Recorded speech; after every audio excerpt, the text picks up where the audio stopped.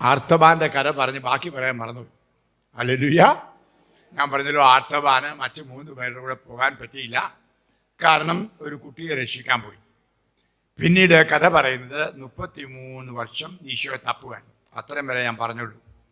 അവിടെ ഇവിടെ എല്ലാം ചോദിച്ചു, യേശുവിനെ എവിടെ കാണാം, യേശുവിനെ കാണാൻ ഞാൻ ആഗ്രഹിക്കുന്നപ്പോൾ ചാക്ക് കണക്കിന് ആ സ്വർണവും മീറായും കുന്തിരിക്കും ഉണ്ട്. വന്ന വഴിക്കെല്ലാം ഒത്തിരി പാവപ്പെട്ടവരെ കണ്ടു. പുള്ളിയുടെ ഹൃദയം കരുണയും ആർദ്രവും ഉള്ളതായിരുന്നു. അവർക്കെല്ലാം ഈ സ്വർണവും അത് ഇത് കൊടുത്തു പോയി. അപ്പോൾ ഈ 33 വർഷവും തൻ്റെ കയ്യിലുണ്ടായത് മുഴുവൻ കൊടുത്തു. അപ്പോൾ ഓർക്കണമേ, ക്രിസ്മസിൻ്റെ ആഘോഷത്തിൻ്റെ അഥവാ അനുഭവത്തിൻ്റെ ഒരു വശം, അതായത് മാനസാന്തരത്തിന് പറ്റിയ ഫലങ്ങൾ പുറപ്പെടുവിക്കുക. 2 ഉടുപ്പുള്ളവൻ ഒന്നില്ലാത്തവന് കൊടുക്കട്ടെ എന്ന് പറഞ്ഞത് ഞാൻ ഇന്നലെ പറഞ്ഞത് ആ ക്ലാസ് ഇല്ലേ. അപ്പോൾ ഇവൻ്റെ ക്രിസ്മസ് അതായിരുന്നു. അതായത് ചുറ്റുപാട് കണ്ട പാവങ്ങൾക്കെല്ലാം അവരെല്ലാം ഈശോ ആണെന്ന് കണ്ടുകൊണ്ട് സഹായം കൊടുത്തു. അവിടുന്ന് അദ്ദേഹം ബെത്ലഹേമിലല്ല എത്തുന്നത്, ജെറൂസലമിലാണ്. കാരണം വലിയൊരു ബഹളം കേട്ടു.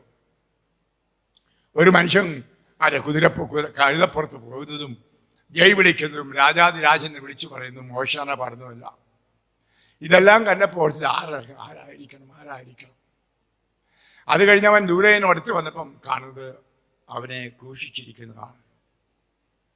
അപ്പോൾ അവനോട് ഒരു പട്ടാളക്കാരൻ പറഞ്ഞു, അവനാണ് നസറാനായ യേശു, എഴുതി വെച്ചിരിക്കുന്നത് കണ്ടില്ലെന്ന്. നമുക്കറിയാം, കുരിശിന് മുകളിൽ എഴുതി വെച്ചിട്ടുണ്ടായിരുന്നു, യൂതന്മാരുടെ രാജാവായ നസറാനായ യേശു എന്ന്. അവൻ വായിച്ചു. ദൈവമേ, 33 വർഷം ആയി ഞാൻ അന്വേഷിക്കുന്നു. ഞാൻ മറ്റ് 3 പേരുടെയും കൂടെ പോയി കണ്ട് ആ ബെത്ലഹേമിൽ കുമ്പിട്ട് ആരാധിക്കാനായിരുന്നു തീരുമാനിച്ചത്. പക്ഷെ എനിക്ക് പറ്റിയില്ല. അവൻ ക്രൂശിതനെ നോക്കിക്കൊണ്ട് പറയുകയാണ്, യേശുവേ, എന്നോട് ക്ഷമിക്കണമേ, എനിക്ക് സമയത്ത് വരാൻ സാധിച്ചില്ല. എനിക്കിപ്പോൾ അങ്ങേക്ക് തരാൻ ഒന്നുമില്ല, ഒരു പവിഴം മാത്രമുണ്ട്, ബാക്കിയെല്ലാം ഞാൻ പാവങ്ങൾക്ക് കൊടുത്തു. അവനത് പോക്കറ്റിൽ നിന്നെടുത്ത്, കർത്താവേ, ഇതാ അവശേഷിച്ചിരിക്കുന്ന എൻ്റെ പവിഴം എന്ന് പറഞ്ഞ് കൈ കൊടുക്കുന്നു. അപ്പോൾ കർത്താവ് കണ്ണടച്ച് തല ചായ്ച്ച് ജീവൻ വെടിഞ്ഞു. അവൻ അത് പോക്കറ്റിലിട്ടു. എന്നിട്ട് തിരിഞ്ഞു നോക്കുമ്പോൾ കാണുന്നത് ഒരു അടിമ പെണ്ണിനെ ന്യായാധിപന്മാർ അടിച്ച് വീടിലേക്ക് കൊണ്ടുപോകുന്നു. അടിമ വ്യാപാരം ഉള്ള സമയമാണല്ലോ. അപ്പോൾ അടിമ പെണ്ണിനെ തല്ലുവാണ്. അപ്പോൾ ഓർത്തു, ഈ പവിഴം കൊടുത്താൽ ആ അടിമ പെണ്ണിനെ വിമോചിപ്പിക്കാൻ കഴിയും. അപ്പോൾ ആ പവിഴം കൊടുത്ത് ആ പെൺകുട്ടിയെ വിമോചിപ്പിച്ചു. അവൻ വീണ്ടും കുരിശിലേക്ക് നോക്കി. അപ്പോൾ കണ്ണു തുറന്ന് കർത്താവ് അവനോട് പറഞ്ഞു, നീ എൻ്റെ മക്കൾക്ക് എന്തെല്ലാം കൊടുത്തുവോ അത് എനിക്കാണ് തന്നത്. അതുകൊണ്ട് ഇന്ന് പറുദീസായി നീ എന്നോടുകൂടി ഉണ്ടായിരിക്കുമെന്ന്. ഹല്ലേലൂയ. ഇത് നല്ല കള്ളനോട് പറഞ്ഞു എന്നാണ് നമ്മൾ ബൈബിൾ വായിക്കുന്നത്, അല്ലേ? ഇത് ബൈബിളിലുള്ളതല്ല കേട്ടോ. ഇത് ഒരു മനക്കെട്ടുകഥയെന്ന് പറഞ്ഞു. അത് മനുഷ്യൻ പറഞ്ഞത് ഒത്തിരി അർത്ഥമുള്ളൊരു കഥയാണ്. അപ്പോൾ നമ്മൾ യേശുവിനെ കാണേണ്ടത്, ഞാൻ പറയും, 4 തലങ്ങളിൽ ആണ്. നമ്പർ 1, നമുക്കറിയാം, അമ്മയുടെ ഉദരത്തിൽ ഈശോ പിറന്നു, ഈശോ അവനെ പ്രസവിച്ചു, ഈശോ ചുറ്റിനടന്ന് അത് സൽപ്രവർത്തികൾ ചെയ്തു. അതിനുശേഷം കാൽവരി പെരുമാറിൽ മരിച്ചു, ഉദ്ധാരം ചെയ്തു 3-ാം ദിവസം. അതിനുശേഷം 40-ാം ദിവസം സ്വർഗ്ഗാരോഹണം ചെയ്ത് പിതാവിൻ്റെ വലത്ത് ഭാഗത്ത് ഇരിക്കുന്നു. ഇനിയും തീർന്നില്ല. എന്താ പറഞ്ഞത്? ഏറെ താമസിയാതെ ഞാൻ നിങ്ങളുടെ പക്കലേക്ക് വരും. പരിശുദ്ധാത്മാവിലൂടെ വന്ന് ആ വലതുവശത്തിരിക്കുന്ന കർത്താവ് നമ്മോടുകൂടെ വസിക്കുന്നു. അതാണ് എമ്മാനുവൽ. ഹല്ലേലൂയ. അപ്പോൾ 3 വർഷക്കാലം എമ്മാനുവലായി അവരുടെ ഉണ്ടായിരുന്ന ആ യേശുനാഥൻ എമ്മാനുവലായി ലോകാവസാനം വരെ ആയിരിക്കുവാനായിട്ട് ആത്മാവായിട്ട് വന്ന് വസിക്കുന്നു. അപ്പോൾ നിങ്ങൾ ചോദിക്കും, ഈശോ അവിടെ സ്വർഗത്തിലുണ്ടോ? ഉണ്ട്, ഇവിടെയുണ്ട്. അതിനാണ് സർവ്വവ്യാപിയാണ്. ഹല്ലേലൂയ. ഈശോ എൻ്റെ കൂടെയുണ്ട്, എൻ്റെ വീട്ടിലുണ്ട്, ഇവിടെ അതിരമ്പുഴയുണ്ട്, ഏറ്റുമാനൂരുമുണ്ട്, കോട്ടയത്തുമുണ്ട്, തൃശ്ശൂരുമുണ്ട്, എറണാകുളത്തുമുണ്ട്. ഹല്ലേലൂയ. അതാണ് സർവ്വവ്യാപി. ഇനിയും നമ്മൾ വായിക്കുന്നുണ്ടല്ലോ 13:8 ഹെബ്രായക്കാർക്ക് എഴുതിയ ലേഖനം. യേശുക്രിസ്തു ഇന്നും ഇന്നലെയും എന്നും ഒരാൾ തന്നെ. ഹല്ലേലൂയ. ഹെബ്രായർ 13:8. അപ്പോൾ ഓർമ്മയുണ്ടായിരിക്കട്ടെ, ആ യേശുക്രിസ്തു, ആ പിതാവിനും വലതുവശത്തിരിക്കുന്ന കർത്താവ്, നമ്മളെ നോക്കി കാത്തിരിക്കുന്ന ഈശോ ഇന്ന് ഈ ലോകത്തിൽ ആത്മാവിൽ വസിക്കുന്നു. ആ ആത്മാവിലൂടെ അത് നമുക്ക് അവിടുത്തെ കാണാനും അനുഭവിക്കാനും കഴിയും. അങ്ങനെ ധാരാളം പേർ അനുഭവിക്കുന്നുണ്ട് നേരിട്ട് ആ ഈശോ. നമ്പർ 2, വിശുദ്ധ കുർബാന. അത് നാം പറഞ്ഞു, ഇനിയും കൂടുതൽ പറയാൻ സമയമില്ല. എൻ്റെ പുസ്തകം അങ്ങ് വായിച്ച്, അതെ, പുസ്തകം മേടിക്കാത്തവർക്ക് ഇന്ന് ബ്രേക്കിൻ്റെ സമയത്ത് പോയി മേടിക്കുക, ഗുണം വരാനായിട്ട്. ഹല്ലേലൂയ. അതെ, ഞാനും കാര്യത്തിലൊക്കെ എഴുതിയ, ഞങ്ങൾ ഒരു എഴുത്തുകാരായിട്ടൊന്നും അല്ല, പരിശുദ്ധാത്മാവ് പ്രേരിപ്പിക്കുന്ന കാര്യങ്ങൾ നിങ്ങളുടെ വളർച്ചയ്ക്ക് വേണ്ടി എഴുതുകയാണ്. ഹല്ലേലൂയ. അതെ, ഞാൻ ഓരോ ധ്യാനവും നടക്കുമ്പോൾ എൻ്റെ മനസ്സിൽ വരുന്ന ചിന്ത, ദൈവമേ മുഴുവൻ പറഞ്ഞില്ലോ. അപ്പോഴാണ് പരിശുദ്ധാത്മാവ് പറഞ്ഞത്, അത് നിങ്ങൾക്ക് പറയാനുള്ള അങ്ങോട്ട് എഴുതാൻ. ഹല്ലേലൂയ. അങ്ങനെ എഴുതിയതാണിത്. ധ്യാനത്തിൻ്റെ പൂർണ്ണമാകണമെങ്കിൽ ആ പുസ്തകമൊക്കെ മേടിച്ച് വായിച്ചാൽ ഗുണം വരാനായിട്ട് നിങ്ങൾക്ക് കൂടുതൽ വളരാൻ സാധിക്കും. ഹല്ലേലൂയ. ഞാൻ പച്ച കോട്ടയം ഭാഷയാക്കട്ടെ ഞാൻ പറഞ്ഞത്, ഗുണം വരാൻ. ഹല്ലേലൂയ. ഞാൻ ഗുണം കിട്ടാൻ. അപ്പോൾ അതുകൊണ്ട് ദയവായിട്ട് അതൊക്കെ വായിക്കാൻ മേടിച്ചാൽ സിസ്റ്റേഴ്സ് ഉച്ചയ്ക്കും അവിടെ പുസ്തകമൊക്കെ ആയിട്ടിരിക്കും. എൻ്റെ സിസ്റ്റേഴ്സാണ്, നിങ്ങൾക്കറിയാം, എൻ്റെ മക്കളാണ്. വീണ്ടും ഒരിക്കൽ കൂടി പറയുന്നു, നിങ്ങൾക്ക് ആരെങ്കിലും അറിയാം, ചെറുപ്പക്കാരികൾ, 10-30 വയസ്സൊക്കെ ഉള്ളതായിരിക്കും, 25 ഒറ്റയ്ക്ക് വീട്ടിൽ നിൽക്കുന്നു, ഒരു ശാങ്ങളമാരും നോക്കുന്നില്ല, ആരും നോക്കുന്നില്ല, എന്നാൽ അവരെ നോക്കാൻ ഒരു യേശു വിളിക്കുന്നുണ്ടെന്ന് അവരോട് പറയും. അവർക്ക് വേണമെങ്കിൽ ആ ജീവിതം സമർപ്പിച്ച് കർത്താവിന് വേണ്ടി ശുശ്രൂഷ ചെയ്യാനുള്ള അവസരമുണ്ട്. കാരിസ്മരിയൻ മേഴ്സിൽ ഒന്ന് പറയുക. നിങ്ങളുടെ ബന്ധപ്പെട്ടവരായിരിക്കാം, സ്വന്തത്തിൽപ്പെട്ടവരോ അറിയുന്നവരോ ആയിരിക്കാം. അതിൻ്റെ സ്ഥാപകൻ ഞാനാണെന്ന് നിങ്ങൾക്കറിയാം. അതുകൊണ്ടാണ് ഒരപ്പൻ എന്ന നിലയിൽ സ്നേഹത്തോടെ നിങ്ങളോട് ഞാൻ അഭ്യർത്ഥിക്കുന്നു, എവിടെയെങ്കിലും അങ്ങനെയുള്ളവരുണ്ടെങ്കിൽ പ്രോത്സാഹിപ്പിച്ച് അവരെ പറഞ്ഞ എൻ്റെ അടുക്കലോ സിസ്റ്റേഴ്സിൻ്റെ അടുക്കോ വിട്ട് അവർക്ക് വേണമെങ്കിൽ വന്ന് 1-2 മാസം അവരോട് താമസിക്കാനും അവിടുത്തെ ജീവിത രീതി മനസ്സിലാക്കാനും ഇഷ്ടപ്പെട്ടെങ്കിൽ പോലിച്ചെങ്കിൽ മാത്രം അവിടെ ചേരാനൊക്കെ സാധിക്കും. ഓക്കെ, അത് പറഞ്ഞെന്ന് മാത്രം, പറഞ്ഞ കൂട്ടത്തിൽ പിന്നീട് മറന്നുപോയാലോ എന്ന് വിചാരിച്ചുകൊണ്ട് പ്രിയപ്പെട്ടവർ, നമുക്ക് രണ്ടാമത് ഈശോയെ നമ്മൾ വിശുദ്ധ കുർബാനയിൽ കാണുന്നു. അത് ജീവിക്കുന്ന ഈശോ ആണ്, കാണണം. 2, മൂന്നാമത് ഈശോയെ എൻ്റെ ശരീരത്തിൽ കാണണം. എൻ്റെ 1-ാം ദിവസത്തെ പ്രസംഗം ഓർത്ത്, അതായത് അമ്മയുടെ ഉദരത്തിൽ പിറന്ന ആ യേശു, മാംസമായ യേശു, ആ മാംസമായിട്ട് ഗലീലയായി നടന്ന ഈശോ, കുരിശിൽ തൂങ്ങി മരിച്ച ഈശോ, ആ സ്വർഗത്തിലായിരിക്കുന്ന ഈശോ, അവൻ്റെ ശരീരം എൻ്റെ ശരീരമാണ്. കാരണം മനുഷ്യകുലത്തിൻ്റെ മുഴുവൻ ശരീരമാണ് അവൻ തൻ്റെ ശരീരത്തിൽ ഉൾക്കൊണ്ടത്. ഹല്ലേലൂയ. ഞാൻ പറഞ്ഞു, നിങ്ങൾ ഓർക്കുന്നുണ്ടല്ലോ, എൻ്റെ ആധ്യാത്മിക അനുഭവത്തിൽ ഗോവിന്ദൻകുട്ടി പ്രാർത്ഥിച്ചപ്പോൾ ഞാൻ കേട്ട സ്വരം, ഞാൻ എൻ്റെ അമ്മയുടെ ഉദരത്തിൽ ജനിച്ചപ്പോൾ ജെയിംസെ എന്നോടുകൂടി ഒരു വൈദികനായി നീ ഉണ്ടായിരുന്നു. ഹല്ലേലൂയ.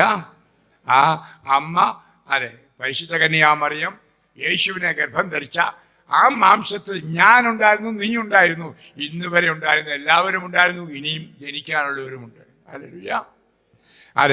ആ ഈശോ എടുത്തത് മനുഷ്യകുലത്തിൻ്റെ മുഴുവൻ മാംസം, ഹ്യൂമാനിറ്റി, മനുഷ്യകുലത്തിൻ്റെ മുഴുവൻ മാനവത്വം ആണ് എടുത്തത്.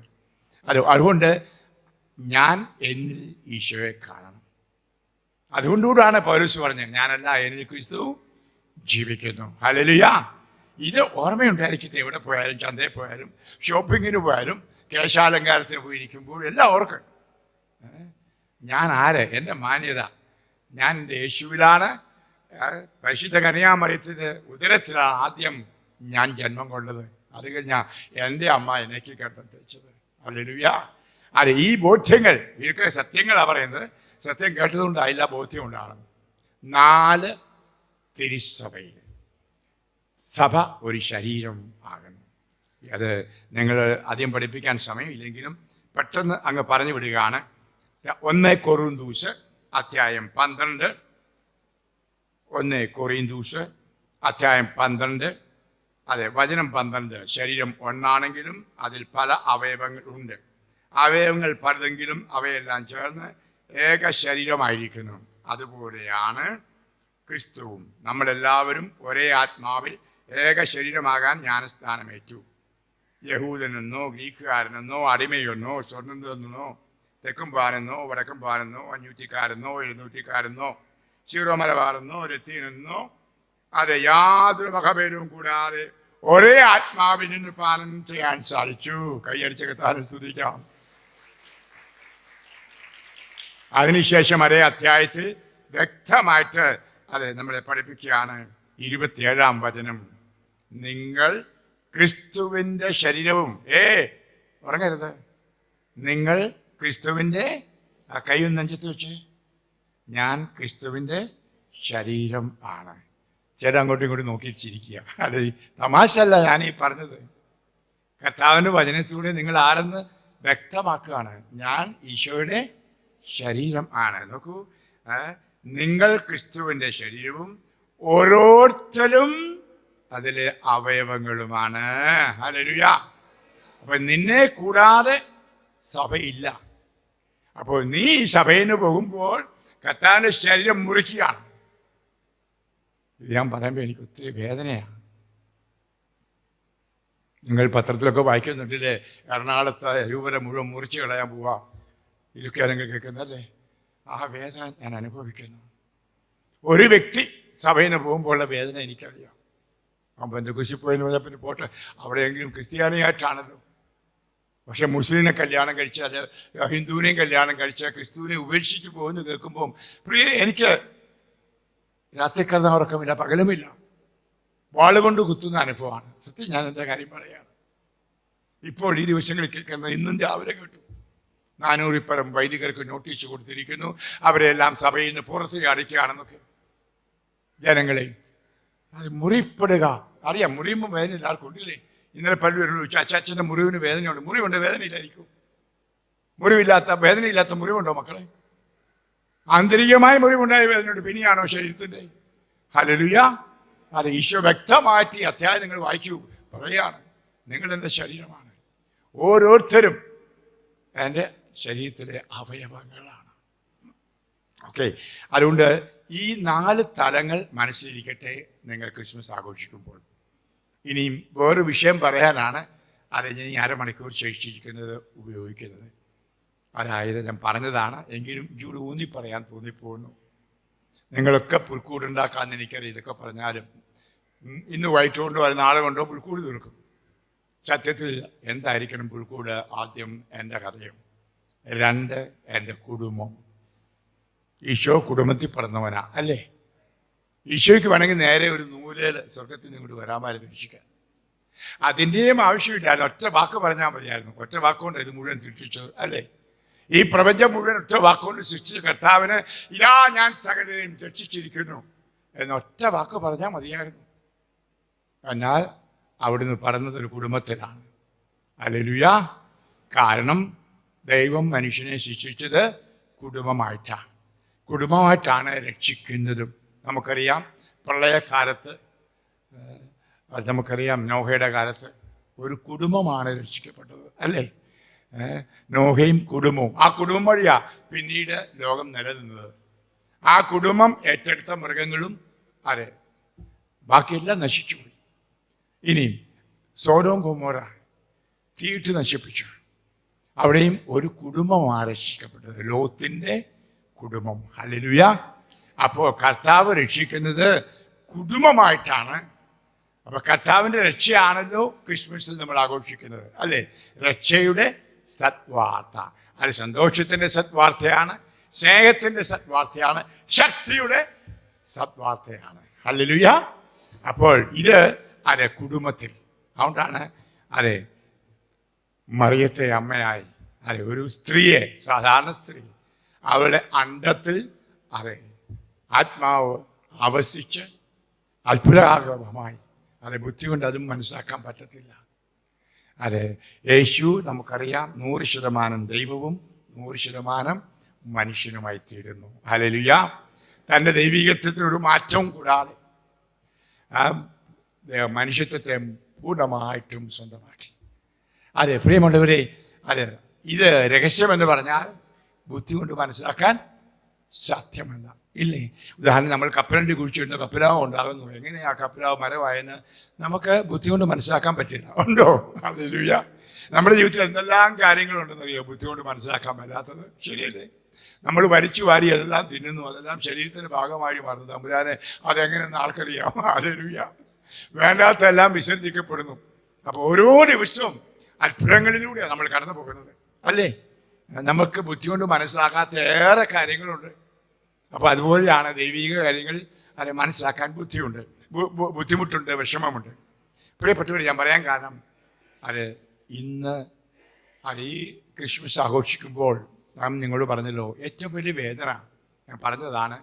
ഇന്ത്യയിലെ കാര്യം ഓർക്കുമ്പോൾ എനിക്ക് ഒത്തിരി സന്തോഷമാണ്. പണ്ട് കാലത്ത് 6 കൊല്ലം മുമ്പ് വരെ കമ്പ്യൂട്ടറിൽ ഇന്ത്യയിലെ വിവാഹമോചനത്തിൻ്റെ ശതമാനം നോക്കിയാൽ ഇൻ്റർനെറ്റ് ഇല്ലായിരുന്നു. യൂറോപ്പിലെ കാണാം, ജർമ്മനി 35, ഓസ്ട്രേലിയ, അമേരിക്കയിലെല്ല, ഇന്ത്യയുടെ പേരില്ല. അപ്പോൾ ഞാൻ അത് അന്വേഷിച്ചു, എന്തുകൊണ്ടാണ് ഇന്ത്യയുടെ ലിസ്റ്റിലില്ലാത്തത്? അപ്പോൾ എന്താണെന്ന് ചോദിച്ചാൽ 1% പോലും ഇല്ലായിരുന്നു ഇന്ത്യയിൽ. അതുകൊണ്ട് രേഖപ്പെടുത്തിയിട്ടും ഇല്ലായിരുന്നു. ഇപ്പോൾ ഇന്ത്യയിൽ 6.5% അത് വിവാഹമോചനം എന്ന് പറഞ്ഞാൽ എല്ലാ വർഷവും 24 ലക്ഷം വിവാഹമോചനം നടക്കുന്നു. ഇനി അതിൽ ഫസ്റ്റ് പ്രൈസ് അത് വിവാഹമോചനത്തിൻ്റെ സംസ്ഥാനമായി മാറിയത് നമ്മുടെ കേരള മഹാസംസ്ഥാനമാണ്. അതായത് 2 ലക്ഷം പേര് എന്ന് പറഞ്ഞാൽ അത് മൊത്തത്തിൻ്റെ നല്ല 1%. നമ്മൾ ഓർക്കണം, ജനസംഖ്യയുടെ വെറും 3% മാത്രമുള്ള കേരളത്തിൽ ആണ് അത് 2 ലക്ഷം. അത് 24 ലക്ഷം മൊത്തം ഉണ്ടെങ്കിൽ ഇവിടെ കേരളത്തിൽ സംഭവിക്കുന്നത്. അതെ, ഞാനത് സൂചിപ്പിക്കുകയുണ്ടായി. അതുകൊണ്ടാണ് ജോസ് കറിയ എന്നൊരാൾ ഒരു ഇംഗ്ലീഷ് പത്രത്തിൽ, എക്കണോമിക്സ് ഫോറം എന്ന പത്രത്തിൽ എഴുതിയത്, ദൈവത്തിൻ്റെ സ്വന്തം നാട്ടിൽ സ്വർഗത്തിൽ നടന്ന വിവാഹങ്ങൾ മനുഷ്യക്കോടതിയിൽ തകർക്കപ്പെടുന്ന യുവതലമുറ. ഹല്ലേലൂയ. അതെ, ഞാൻ ഇന്നലെ പറഞ്ഞു, വിവാഹം സ്വർഗത്തിൽ ആണ്. ഇന്നെന്താ സംഭവിച്ചെന്നറിയാമോ? ഞാൻ ഈ പറഞ്ഞ കാര്യം തന്നെ. അതായത് എല്ലാം ബുദ്ധി കൊണ്ടളന്ന്, എല്ലാം കാണുകയും തൊടുകയും ചെയ്യുന്ന മാത്രം വിശ്വസിച്ച് ആത്മീയമായിട്ടുള്ള കാഴ്ചപ്പാട് നഷ്ടപ്പെട്ട ഒരു ജനതയാണ് ഇന്ന് നമുക്ക് കാണാൻ പറ്റുന്നത്. ഹല്ലേലൂയ. അതെ, വിവാഹത്തിൻ്റെ ആധ്യാത്മിക വശം അത് ഇന്ന് നഷ്ടപ്പെട്ടു പോയിരിക്കുന്നു. അതെ, ഞാൻ നിങ്ങളോട് പറഞ്ഞു, അതെ, ഞാൻ വായിക്കുമ്പോഴാണ് അതിന് അർത്ഥം കൂടുതൽ നിങ്ങൾക്ക് മനസ്സിലാക്കാൻ കഴിയും. അതെ, തോബിത്തിൻ്റെ പുസ്തകം അതെ ഞാൻ നിങ്ങളോട് വിവരിക്കുകയായിരുന്നു. അതെ, തോബിത്ത് പുസ്തകത്തിൻ്റെ 7-ാം അധ്യായത്തിൻ്റെ 11-ാം വചനം, റാഗുവൽ അമ്മായിപ്പൻ സാറ എന്ന മകളെ കൊടുത്തുകൊണ്ട് പറഞ്ഞു, എൻ്റെ മകളെ അതെ ഞാൻ നിനക്ക് തരുന്നു. അതെ, എൻ്റെ പുത്രിയെ ഞാൻ 7 ഭർത്താക്കന്മാർക്ക് നൽകിയതാണ്. 7 ഭർത്താക്കന്മാരും ആദ്യ രാത്രിയിൽ മുതിയടഞ്ഞു. ഹല്ലേലൂയ. അവർ ഇന്നലെ സൂചിപ്പിച്ചു. ഓർക്കുന്നുണ്ടോ പറഞ്ഞത്? ഉണ്ട്. ഇനിയും അതിനുശേഷം പറഞ്ഞ എന്താണെന്നറിയാമോ? എൻ്റെ മകളെ ഞാൻ നിനക്ക് തരുന്നു, കാരണം ഇവളെ നിനക്കായി സ്വർഗം നിശ്ചയിച്ചതാണ്. Hallelujah. Your marriage to her has been decided in heaven. അത് മലയാളം ബൈബിളിൽ കാണുക ആ വാക്ക് കേട്ടോ. ഞാൻ ഇംഗ്ലീഷ് വായിച്ചത്. നമുക്ക് നമ്മുടെ പരിഭാഷയിൽ ഒത്തിരി പരിമിതികളുണ്ട്, അതിലൊന്നായത്. ഹല്ലേലൂയ. ഇത് വളരെ പ്രധാനപ്പെട്ട ഒന്നാണ്. നിങ്ങളുടെ വിവാഹം അതെ സ്വർഗത്തിൽ നടന്നതാണ് എന്ന് ഞാൻ പറഞ്ഞ പോലെ, നമ്മളെയൊക്കെ പരിശുദ്ധ കന്യാമറിയം ഗർഭം ധരിച്ചു എന്ന് പറഞ്ഞതുപോലെ നിന്റെ അടുത്തിരിക്കുന്ന ഭാര്യ ഭർത്താവ് ഒരു പക്ഷെങ്കിൽ ഏതാനും വർഷങ്ങൾക്ക് മുമ്പ് പെണ്ണ് കാണാൻ പോയി, ചെറുക്കം കാണാൻ പോയി, കല്യാണം ഉറപ്പിച്ചു, അതിനുശേഷം കൂടിക്കാഴ്ച നടത്തി, ഒത്തുകല്യാണം നടത്തി, പിന്നെ കെട്ടി. അതിന് മുമ്പേ തന്നെ തമ്പുരാൻ്റെ അടുക്കൽ നീ കെട്ടിയിരുന്നതാണ്. ഹല്ലേലൂയ.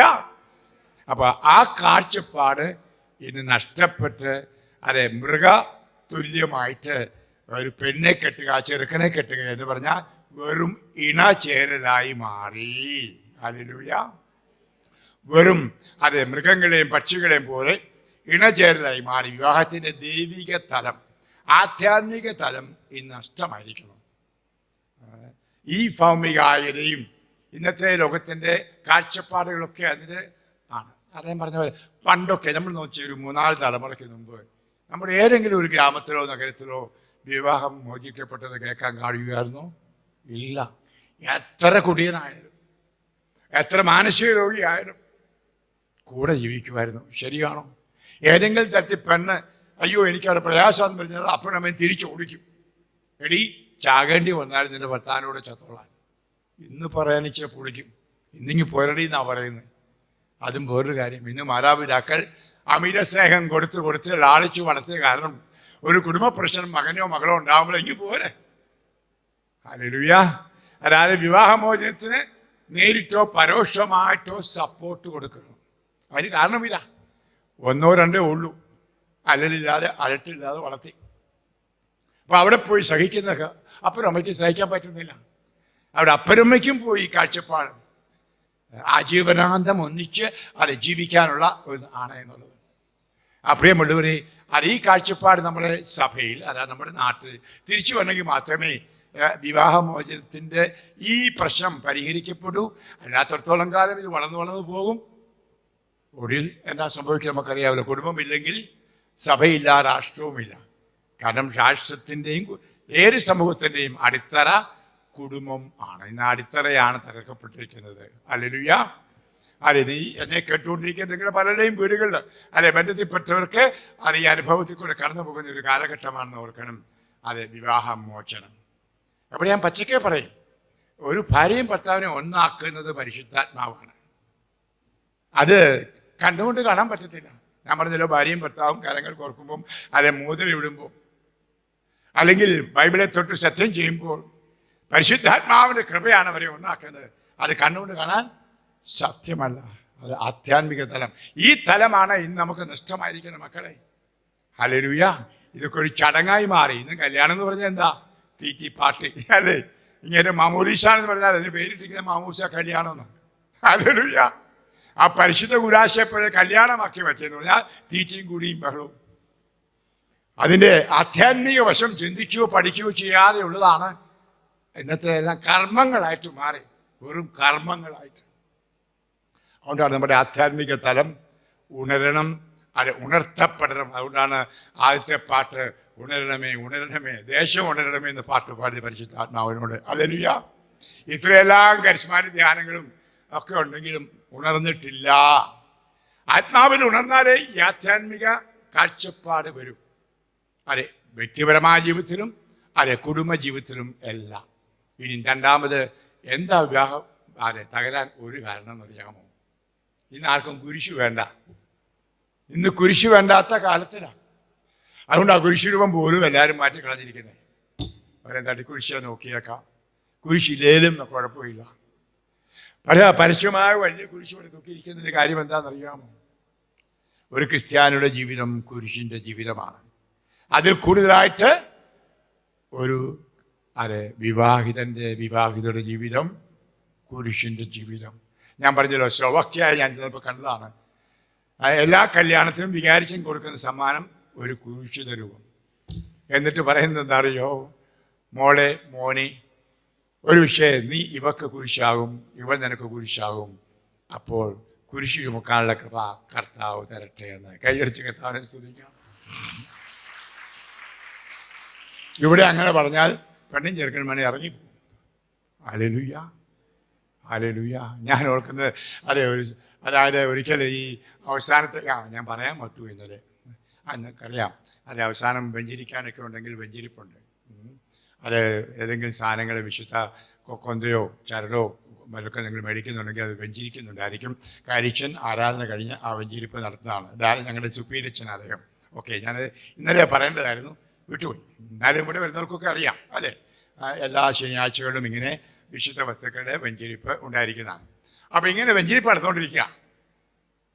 അപ്പോൾ പറഞ്ഞ് കയ്യിലുള്ള കൊണ്ടയും കാശിരവും കുരിശുവും ഒക്കെ കൈ ഉയർത്തിപ്പിടിക്കൂ, ഞാനിപ്പോൾ വെഞ്ചരിക്കാൻ പോകുന്നു, വെഞ്ചരിപ്പ് കഴിഞ്ഞിട്ട് ആനാം വെള്ളം തളിക്കും, വിശുദ്ധ വെള്ളം തളിക്കുമെന്ന് പറഞ്ഞു. അപ്പോൾ ഒരു മനുഷ്യൻ്റെ ഒന്നുമില്ലായിരുന്നു. അടുത്ത ഭാര്യയെ പൊക്കി. ഹല്ലേലൂയ. അപ്പോൾ കപ്പിച്ചടിച്ചനാണ് അവരെ പ്രാർത്ഥന നടത്തിയത്. അല്ല, നീ അതാ ഭാര്യയെ പൊക്കി പിടിച്ചേ, അതാണ് എൻ്റെ കുരിശ്. ഹല്ലേലൂയ. അതൊന്ന് വെഞ്ചരിച്ച് കിട്ടിയാൽ മതി. അതെ, തമാശ ആണെങ്കിലും സത്യമുണ്ട്. അതെ, എൻ്റെ ഭാര്യയ്ക്ക് എൻ്റെ ഭർത്താവിന് കൃപയുണ്ടെങ്കിൽ എനിക്കൊന്നും ജീവിക്കാൻ സാധിക്കും. അപ്പം നീ നിന്റെ ഭാര്യയ്ക്ക് വേണ്ടി പ്രാർത്ഥിക്കണം, ഭർത്താവിന് വേണ്ടി പ്രാർത്ഥിക്കണം.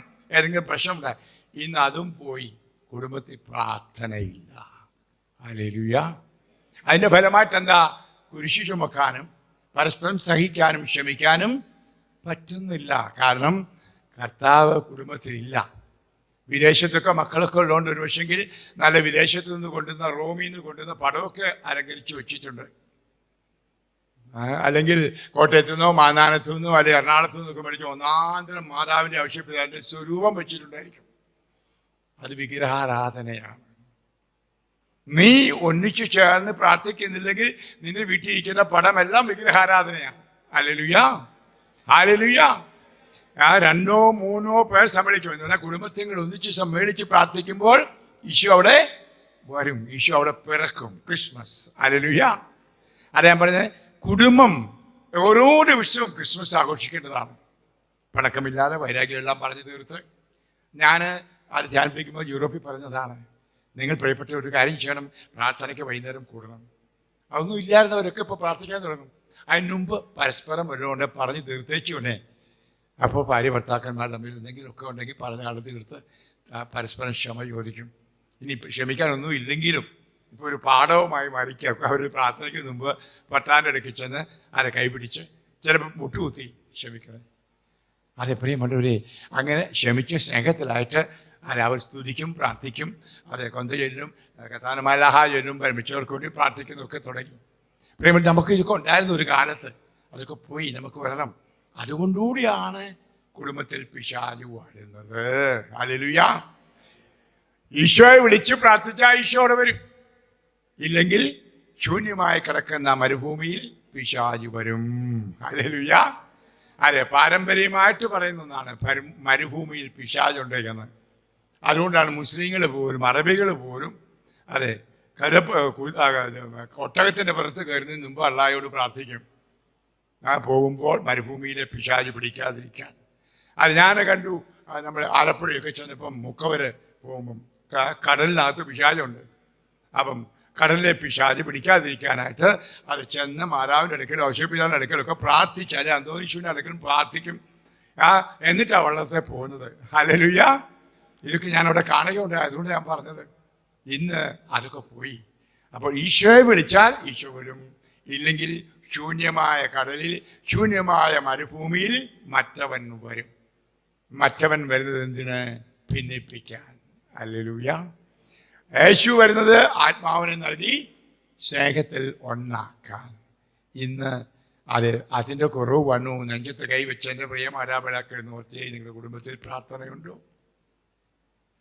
ആ പ്രാർത്ഥന ഇല്ലാത്തത് കൊണ്ടല്ലേ നിങ്ങളുടെ കുടുംബത്തിൽ ഈശോ ഇല്ലാത്തതും അതുകൊണ്ട് ഫലമായിട്ട് ഈശോയ്ക്ക് ഇഷ്ടമില്ലാത്ത പ്രവർത്തികൾ ഉണ്ടാകുന്നത്. അതുപോലെ തന്നെ അതൊരു ക്രിസ്ത്യാനിക്ക് യോജിക്കാത്ത എന്തെങ്കിലും ഉണ്ടെങ്കിൽ കുടുംബത്തിൽ നിന്ന് എടുത്തു മാറ്റാം. ഇതൊക്കെ നിങ്ങൾ പ്രസംഗത്തിൽ കേട്ടിട്ടുള്ളതാണെങ്കിലും ചുമ്മാ ഇപ്പം മനസ്സിൽ പരിശുദ്ധാത്മാവ് തോന്നിച്ചോണ്ട് ഇപ്പം കർത്താവ് കാണിച്ചു തന്നാൽ പല കത്തോലിക്ക കുടുംബത്തിലെ ഫ്രിഡ്ജിലും മദ്യവിരിപ്പുണ്ട്. ദൈവത്തിന് അനുഗ്രഹിക്കാൻ പറ്റത്തില്ല. ഇപ്പം തന്നെ മേടിച്ചു വെച്ചിട്ടുണ്ട്. ക്രിസ്മസ് ആഘോഷിക്കാൻ മാലപ്പടക്കം വഴിയിൽ നിന്ന് പിള്ളേർക്ക് മേടിച്ചു കൊടുക്കും. തന്തയും തള്ളയും കുടിക്കും വിസ്കിയും ബ്രാൻഡിയും. ആ ക്രിസ്മസായി അവിടെ എനിക്ക് ഇവിടെയൊക്കെ പ്രസംഗിക്കാൻ എനിക്കൊരു ഉത്സാഹവും ഇല്ലാത്ത സത്യം പറയട്ടെ. ഇതൊക്കെ കേട്ടേച്ചു പോകുന്നതല്ലാതെ. പ്രിയമുള്ള, ഞാൻ യൂറോപ്പിലൊക്കെ ഇങ്ങനെ പറഞ്ഞു കഴിഞ്ഞാൽ അവർ ചെയ്യുന്നത്, യൂറോപ്പിലൊക്കെ നിനക്കറിയത്തിൽ ജീവിതത്തിൻ്റെ ഭാഗമാണ് കുടിക്കുക എന്നുള്ളത്. എല്ലാ മേശപ്പുറത്തും കുടിശാനങ്ങൾ വെച്ചുകൊണ്ട് ഇഷ്ടമുള്ള കുടിക്കാൻ. അങ്ങനെയുള്ള സ്ഥലത്താണ് വചനം കേട്ടിട്ട് അവർ വീടുകളിൽ ചെന്ന് വിസ്കി ബ്രാൻഡി എല്ലാം പൊട്ടിച്ച് കളയുന്നതും ഇനിമേലിൽ വീട്ടിൽ ഞങ്ങൾ മദ്യം വയ്ക്കലാൻ തീരുമാനിക്കുന്നതും കുടിക്കുന്നില്ല എന്ന് തീരുമാനിക്കുന്നതും. അങ്ങനെയുള്ള ശീമക്കാരുടെ ഇടയിലാണ് ഞാനിപ്പോൾ കഴിഞ്ഞ 27 കൊല്ലം പ്രസംഗിക്കുന്നത്. ഹല്ലേലൂയ. അതുകൊണ്ടാണ് വയ്യായെങ്കിലും അങ്ങോട്ട് പോകുന്നത്. നിങ്ങൾ പലരും ചോദിച്ചു, അച്ഛാ ഈ വയ്യാതെ ഇവിടെങ്ങാനും കിടന്നാൽ പോയിരുന്നു, എന്തിനാ നിങ്ങളെല്ലാം കൂടെ എന്നെ തല്ലിക്കൊല്ലും? കണിശമായിട്ട്. കാരണം ഇവിടെ ആധ്യാത്മികതയില്ല. ഇതല്ല, ഇവിടെ ഒത്തിരി പ്രസംഗങ്ങളുണ്ട്, ധ്യാനാശ്രമമുണ്ട്. അതുകൊണ്ട് ഞാൻ പറഞ്ഞത്, വചനം കേൾക്കുകയുള്ളൂ. അത് ഒരു വശത്ത് കേൾക്കും, മറ്റേ വശത്തൂടെ ഇറങ്ങിപ്പോകും. അല്ലേ? ഹൃദയത്തിലേക്ക് വചനം പോകുന്നില്ല. ഞാൻ പറഞ്ഞല്ലോ, 4788 വിവാഹമോചനങ്ങൾ കോടതി ചെന്ന് അസാധുവാക്കി അവർ ഒന്നിച്ച് ജീവിക്കുന്നത്. ഹല്ലേലൂയ. അത് ഒഫീഷ്യലായിട്ട് എനിക്ക് അറിയാവുന്നത്, അറിയാത്തവരെ കാണും. ഞാൻ പറഞ്ഞല്ലോ, ഒറ്റ വാക്ക് കേൾക്കുമ്പോഴേ അവർ മനസ്സാന്തരപ്പെടും. അതായത് ദൈവം യോജിപ്പിച്ചത് മനുഷ്യൻ. അച്ഛാ, അത് ബൈബിളിലുണ്ടോ? ഉണ്ട്. എനിക്ക് കർത്താവല്ലേ പറഞ്ഞത്? അതേ മക്കളെ. അപ്പോൾ ഞങ്ങൾ പാപത്തിലാണോ? അതെ. പാപത്തിൽ ജീവിച്ചാൽ നരകത്തിൽ പോവോ? കണിശമായിട്ടും. എന്നാൽ ഞങ്ങൾ രമ്യപ്പെടാച്ച. ഒന്നെങ്കിൽ അവൻ പോവും, ആ പെണ്ണ് ധ്യാനത്തിലില്ലെങ്കിൽ. ഉണ്ടെങ്കിൽ ചെന്ന് ക്ഷമ ചോദിക്കും, അല്ലെ അവരുടെ ഇടയ്ക്ക് ചെന്ന്. എന്നിട്ട് രണ്ടുപേരും രമ്യപ്പെടും, പോയി കുമ്പസാരിക്കും. കോടതി പോയി അവരുടെ വിവാഹമോചനം ക്യാൻസൽ ചെയ്യും. ഹല്ലേലൂയ. ഇത് കാണുമ്പം ഒരു ധ്യാനഗുരുവായ എനിക്ക് സന്തോഷമുണ്ട്. ഒരു നിങ്ങൾ ചിന്തിച്ച്, ഇവിടെ ഇതെല്ലാം കേട്ടാലും പറഞ്ഞെല്ലാവരും. കഴിഞ്ഞ ദിവസം ഒരാൾ പറഞ്ഞു, എൻ്റെ ഈഗോ എൻ്റെ ഭർത്താവിന് ഞാൻ കൊടുക്കില്ല. എൻ്റെ ഈഗോ എന്ന് പറഞ്ഞാൽ ഞാൻ എന്നെ തന്നെ ഭർത്താവിനങ്ങനെ സമർപ്പിക്കാൻ. അതൊക്കെ പഴയകാലത്ത്, ഇപ്പം പറ്റിയെന്ന്. കാരണം രണ്ടുപേരും ഭിന്നിച്ചിരിക്കുന്നതാണ്. അപ്പോൾ അവൾ എൻ്റെ ഇടയ്ക്ക് വന്നപ്പോൾ ഞാൻ എൻ്റെ പൊന്നുമോളെ, അവനിച്ചിരി കോവും അരിശവും ദേഷ്യവും പണത്തോട് സ്നേഹവും ഒക്കെ ഉണ്ടെന്നൊക്കെ പറഞ്ഞപ്പോൾ ഞാൻ പറഞ്ഞു, അതൊക്കെ ക്ഷമിച്ച് എൻ്റെ പൊന്നുമോളെ ജീവിക്കും. എൻ്റെ ഈഗോ, എനിക്ക് എൻ്റെ ഈഗോ എന്ന് പറഞ്ഞപ്പോൾ എല്ലാവർക്കും അറിയാം എന്നാണ്, അല്ലേ? എൻ്റെ അഹം. നിന്റെ അഹം തകർക്കാതെ നിനക്ക് ജീവിക്കാൻ പറ്റത്തില്ല. നോക്കൂ, അഹം തീർത്ത മണ്ടനെ, അതാണ് ഈശോ, അല്ലേ? തൻ്റെ അഹം എന്തായിരുന്നു? ദൈവം. ആ അഹം തകർത്ത് മനുഷ്യനായി, മനുഷ്യൻ്റെ പാപമായി അവൻ പാപിയെപ്പോലെ ആയിത്തീർന്നു. എന്നിട്ട് അത് പാപികൾക്കും, അതും കഠിന പാപികൾക്ക് കിട്ടുന്ന ശിക്ഷ ഏറ്റെടുത്തു. അതെ പ്രിയമുള്ളവരെ, എന്നിട്ട് നമ്മൾ ക്രിസ്ത്യാനി എന്ന് പറയാ. അവനെ അനുഗമിക്കുന്നവരല്ല എങ്കിൽ നമ്മൾ എങ്ങനെ ക്രിസ്ത്യാനിയാകും? അതെ, ഞാൻ എൻ്റെ ഈഗോ തകർക്കണം കത്താൻ. ഇതിന്ന് ഭാര്യ ഭർത്താക്കന്മാർക്ക് പറ്റുന്നില്ല. അതിനൊരു കാര്യം മാതാപിതാക്കളും കൂടെ, അതായത് സഹനത്തിലൂടെ മക്കളെ വളർത്തിയില്ല. എല്ലാം കൊടുത്ത് താലോലിച്ച് വളർത്തി. ഞങ്ങൾക്കുണ്ടായ ദുഃഖം മക്കൾക്കുണ്ടാകരുതെന്ന് വിചാരിച്ചുകൊണ്ട് എല്ലാം കൊടുത്തു വന്നുകൊണ്ട് പണത്തിൻ്റെ വില അറിയത്തില്ല, സഹനത്തിൻ്റെ വില അറിയത്തില്ല, ജീവിതത്തിൻ്റെ വിലയും അറിയത്തില്ല. അതുകൊണ്ട് ഇപ്പോൾ പുര നിറഞ്ഞ് ആണുങ്ങളും പെണ്ണുങ്ങളും നിൽക്കുക. ഇവിടെയാണ് മറ്റൊരാൾക്ക് എൻ്റെ ജീവൻ കൊടുത്തുകൊണ്ടുള്ള ജീവിതത്തിൻ്റെ അർത്ഥം എന്തെന്ന് ഇന്നത്തെ തലമുറയ്ക്ക് അറിഞ്ഞുകൂടാ. Hallelujah, hallelujah. അതുകൊണ്ട് പരസ്പരം മനസ്സിലാക്കാൻ പറ്റുന്നില്ല. പരസ്പരം മനസ്സിലാക്കാൻ പിന്നെയോ ഒരു അഡ്ജസ്റ്റ്മെൻറ്റ്. കല്യാണം എന്ന് പറഞ്ഞാൽ ഒരു അഡ്ജസ്റ്റ്മെൻറ്റാണ്. ഹല്ലേലൂയ. കല്യാണം ഒരു അഡ്ജസ്റ്റ്മെൻ്റ് അല്ല. ഹല്ലേലൂയ.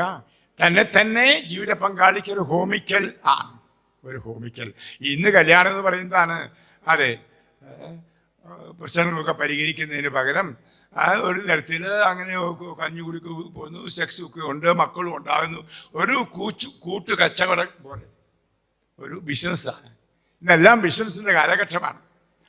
ആ നിലവാരത്തിലേക്ക് കല്യാണം, വിവാഹം താന്നുപോയി. ഹല്ലേലൂയ. അതാണ് മൃഗീയ ഇണചേരൽ എന്ന് ഞാൻ പറഞ്ഞത്. നമ്മൾ തോബിത്തിൻ്റെ പുസ്തകത്തിൽ മനോഹരമായിട്ട് തോബിത്ത് പ്രാർത്ഥിക്കുന്ന പ്രാർത്ഥനയുണ്ട്. അതുകൂടി പറഞ്ഞുകൊണ്ട് ഞാൻ നിങ്ങൾക്ക് ബ്രേക്ക് തരാം, അല്ലെങ്കിൽ നിങ്ങൾ വിഷമിക്കുമെന്ന് എനിക്കറിയാം. തോബിത്ത് 8-ാം അധ്യായം. അവർ വിവാഹം കഴിച്ചു, സാറായെ കെട്ടി തോബിത്ത്. ഇനിയും ആദ്യം ചെയ്ത് എന്താണെന്നറിയാമോ? പ്രാർത്ഥിക്കുക. ബെഡേ കിടക്കാൻ പോകുന്നതിന് മുമ്പ്, സംയോഗം നടക്കുന്നതിന് മുമ്പ് പ്രാർത്ഥിക്കുക. 5 മുതൽ വചനം കേൾക്കൂ.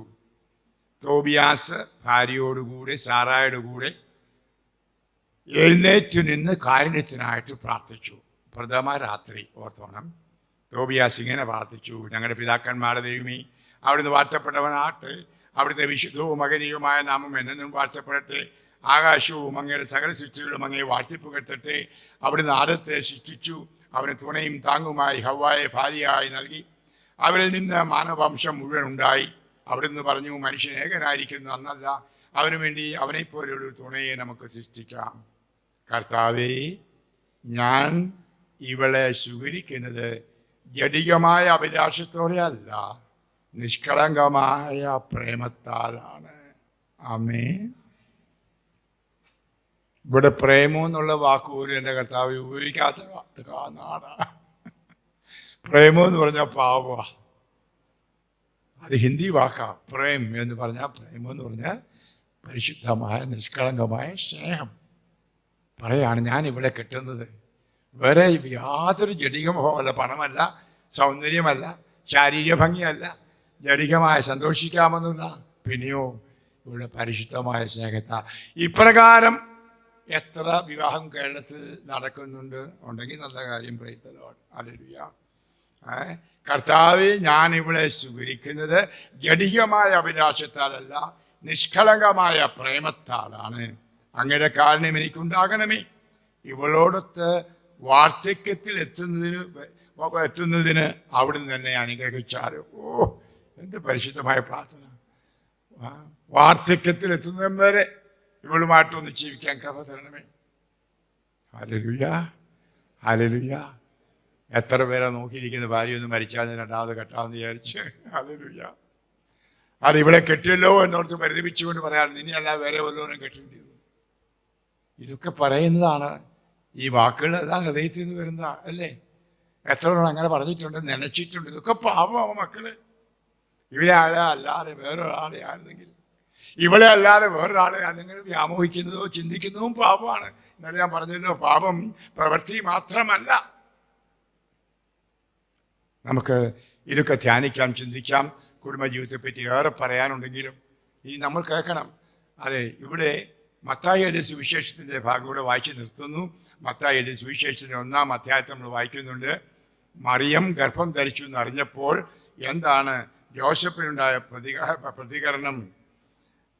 അവളെ അപമാനിതയാക്കാതിരിക്കാൻ നീതിമാനായ യോസേഫ് രഹസ്യമായി അവളെ ഉപേക്ഷിക്കാൻ തീരുമാനിച്ചു. ഹല്ലേലൂയ. ഡിസൈഡഡ്. ഉപേക്ഷിക്കാൻ തീരുമാനിച്ചു യോസേഫ്. കാരണം ഞാൻ തൊട്ടിട്ടില്ലാതെ പെണ്ണ് ഗർഭിണിയാണ് വന്നത്. ഈ വലിയ പരിശുദ്ധാത്മാവ് വഴിയാണ്. ഈ കരിശുമാറ്റിക്കെല്ലാം കൂടിയിട്ടുകൊണ്ട് പരിശുദ്ധാത്മാവ് എന്ന് പറഞ്ഞാൽ, ഒരു പെണ്ണ് അങ്ങനെ പറഞ്ഞാൽ ആരെയും വിശ്വസിക്കൂ? അയാൾ പോയി കടന്നു, വിഷമിച്ചു. ദൈവമേ, ഞാൻ പ്രേമിച്ച് അത് കല്യാണം കഴിച്ച പെണ്ണ് ഗർഭിണിയായിരിക്കും, ഞാൻ അറിയാതെ. അങ്ങനെ ഇരിക്കുമ്പോഴാണ് സ്വപ്നം കാണുന്നത്. നമ്മളാണെങ്കിൽ ആ സമയത്ത് നല്ല പട്ടയടിച്ച് സുഖമായിട്ട് ഉറങ്ങാൻ നോക്കിയാണില്ലേ. ആ വിഷമം സഹിക്കാൻ മേലാഞ്ഞിട്ട് അച്ഛാ ഞാൻ കള്ളു കുടിക്കുന്നത് സഹിക്കാൻ മേലാഞ്ഞിട്ട് അച്ഛാ. എത്ര പേരാ ഇവിടെ വന്ന് പറയുന്നത്. സഹനമൊക്കെ ഒന്ന് ഒതുക്കാനാ കള്ളു കുടിക്കുന്നത്. വസ്തുത അന്നം ജോസഫ് 2 കുപ്പി കുടിക്കേണ്ടതായിരുന്നു. തമ്പുരാൻ അനുഗ്രഹിച്ചു. ജോസഫ് മലയാളി അല്ലായിരുന്നു. ദൈവത്തിന് സ്തോത്രം. ഹല്ലേലൂയ. അവൻ പോയി പ്രാർത്ഥിക്കുക, ദൈവമേ എനിക്കറിയത്തില്ല എന്താണ്. അവിടെ ദൈവം ആ പരിശുദ്ധമായ സ്വപ്നം വെറും സ്വപ്നമല്ല, ആ സ്വപ്നം കാണിക്കുകയും സംസാരിക്കുകയും ചെയ്തു. അത് തിരിച്ചറിയാൻ വിവേചനാപരമുണ്ടായിരുന്നു അവന്. അതിന് കാരണം അവൻ നിഷ്കളങ്കനും പരിശുദ്ധനുമായിരുന്നു. ഹല്ലേലൂയ. നമ്മൾ മറിയത്തെ പറയും നന്മ നിറഞ്ഞവളായിരുന്നു. പലപ്പോഴും ജോസഫിനെ മറന്നുപോകും. അതിലും നന്മ നിറഞ്ഞവനായിരുന്നു ജോസഫ്. ഹല്ലേലൂയ. അത്രയും നിഷ്കളങ്കന ഉണ്ടായതുകൊണ്ടാണ് ആ സന്ദർഭത്തിൽ ആ സ്വപ്നം വിവേചിച്ചറിയുവാനും അതിൻ്റെ സന്ദേശം ആത്മനാ സ്വീകരിക്കാനും സാധിച്ചു. സത്യമല്ലേ? നിന്റെ ഭാര്യ ഗർഭം ധരിച്ച പരിശുദ്ധാത്മാവ് വഴിയാണ്. കേട്ടു, സന്തോഷമായി. നീ അവന് പേരിടണം. ആരാ പേരിടുന്നത്? അപ്പൻ എന്ന് പറഞ്ഞാൽ ദൈവപിതാവിൻ്റെ സ്ഥാനമാണ് കിട്ടുന്നത്. നമ്മൾ വളർത്തുപിതാവ് എന്ന് പറഞ്ഞാൽ ഔഷപിതാവ് പിതാവിൻ്റെ സ്ഥാനം, ദൈവപിതാവിൻ്റെ സ്ഥാനമാണ്. പേരിടുന്ന ആളാ അപ്പൻ. ഹല്ലേലൂയ. അപ്പൻ്റെ അവകാശമാണ് പേരിടുക. അവൻ ഈശോ എന്ന് പേരിടണം. പിന്നീട് അവൻ എമ്മാനുവേൽ എന്നറിയപ്പെടും. ഈ വലിയ രഹസ്യങ്ങളൊക്കെ വെളിപ്പെടുത്തി കൊടുത്തു അവൻ ആ വേദനയിൽ കർത്താവിനോട് പ്രാർത്ഥിച്ചപ്പോൾ. ഹല്ലേലൂയ. ഇവിടെയാണ് കർത്താവിനോട് കൂട്ടായിട്ട് വേദനയോടെ പ്രാർത്ഥിക്കുമ്പോൾ 1 സാമുവേൽ അധ്യായം 1 ഹന്ന പ്രാർത്ഥിച്ചതുപോലെ മക്കളില്ലായിരുന്നു, ചങ്ക് പൊട്ടി ദേവാലയത്തിൽ പോയി പ്രാർത്ഥിക്കുകയാണ്. പ്രാർത്ഥിച്ചപ്പം അവിടെ ചെറിയ അനങ്ങുന്നുണ്ട്, ശബ്ദമില്ല. വികാരിച്ചു വന്നു. ഏലി എന്ന് പറയുന്ന പുരോഹിതൻ വന്നു. കള്ളു കുടിച്ച കണ്ടിലേക്ക് ചെറിയ അനങ്ങുന്നുണ്ട്, ശബ്ദവും ഇല്ല. എടീ പെണ്ണെ, എത്ര നാളെ ഇങ്ങനെ കുടിച്ചുകൊണ്ട് നടക്കുന്നത്? അവൾ പറഞ്ഞെന്താ? ഞാൻ എൻ്റെ ജന്മത്തിൽ മദ്യപിച്ചിട്ടില്ല. ഞാൻ എൻ്റെ ഹൃദയം തുറന്ന് കർത്താവിനോട് സംസാരിക്കുകയായിരുന്നു. ഭാഷാപരം എന്ന് പറഞ്ഞാൽ ഇതാ. ഹല്ലേലൂയ. ഹൃദയത്തീന്ന് അതെ, ആ ഹൃദയം തുറന്ന് ഹൃദയം മലർത്തി കാണിക്കുക, അദ്ദേഹത്തിന് മുമ്പിൽ പ്രാർത്ഥിക്കുകയായിരുന്നു. ഹല്ലേലൂയ. ഇതൊക്കെയാണ് പ്രാർത്ഥന എന്ന് പറഞ്ഞത്. അതുപോലെ ഔഷേപ്പും ആ പ്രശ്നം, കുടുംബ പ്രശ്നം ഉണ്ടായപ്പോൾ അപ്പം ദൈവം അവിടെ ഇടപെട്ടു. ഹല്ലേലൂയ. അതെ, അവിടെ നമുക്കറിയാം ഏലി എന്ന പ്രവാചകനിലൂടെ കർത്താവ് പറഞ്ഞു നിനക്ക് അടുത്ത വർഷം കുട്ടി ഉണ്ടാവുന്നു. ഹല്ലേലൂയ. ഇവിടെ നേരിട്ട് കർത്താവ് സംസാരിക്കുന്നു ഔഷപ്പിനോട്, നമുക്കറിയാം. പിന്നെ അവരെങ്ങനെ പോയി. ഇനി അത് കഴിഞ്ഞോ ബുദ്ധിമുട്ടൊന്നുണ്ടായി കാണും. ഒന്ന് ആലോചിച്ചാൽ മതി. അതായത് കല്യാണം കഴിച്ച് കൂടെ ശയിക്കാതെ ഒരു കുട്ടി ഉണ്ടായാലും കൊണ്ട് നടക്കുമ്പോൾ ആളുകൾ നിൽക്കോ എന്ത് പറഞ്ഞു കാണും? ഉണ്ണാക്കൻ, അല്ലേ, പങ്കോന്തൻ. കളിച്ചുവാട്ട് യോസേപ്പിനെ കളിയാക്കിയിട്ടുണ്ട് പലരും. മറിയത്തെയും ഞാൻ ഇന്നലെ പറഞ്ഞല്ലോ. അതായത് യഹൂദന്മാർ പറഞ്ഞതാണ് ഞങ്ങൾ അത് ജാരസന്തതികളൊന്നുമല്ല. ഹല്ലേലൂയ. ഈശോയെ 3 പേരെയും കളിയാക്കിയിട്ടുണ്ടായിരിക്കാം ദൈവികമനുസരിച്ച് ജീവിച്ചപ്പോൾ. ഇതൊക്കെ ഉണ്ടാകുന്ന സംഭവങ്ങൾ. ഇനി അതും പോട്ടെ, ഗർഭിണിയായ അവളെയും കൊണ്ട് ബേത്ലഹേമിലേക്കുള്ള പോക്ക്, സഹനം. ഇനി അതിനുശേഷമോ കൊലവിളി, ഹെറോദസിൻ്റെ കൊലവിളി. എങ്ങനെയും കുട്ടിയെ രക്ഷിക്കണം, കുടുംബത്തെ രക്ഷിക്കണം. പോവാണ് ഈജിപ്തിലേക്ക്, വേറെ ദേശത്തേക്ക്. ഭാഷ അറിയത്തില്ല, സംസ്കാരം അറിയത്തില്ല, അറബി നാട്ടിലേക്ക് പോകാം. ഒന്ന് ആലോചിച്ചു എന്ത് സഹനം.